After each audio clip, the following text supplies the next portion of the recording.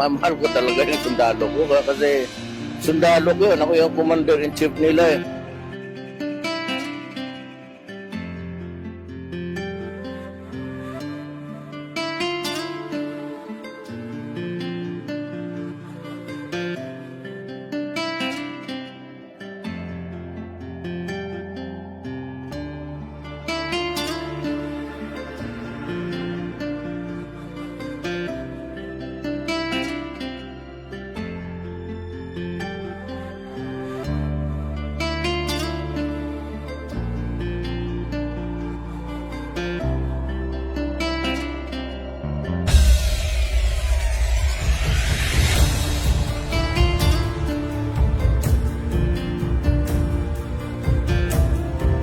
Sabi ko, tignan nila yung sweldo nila, buwan-buwan.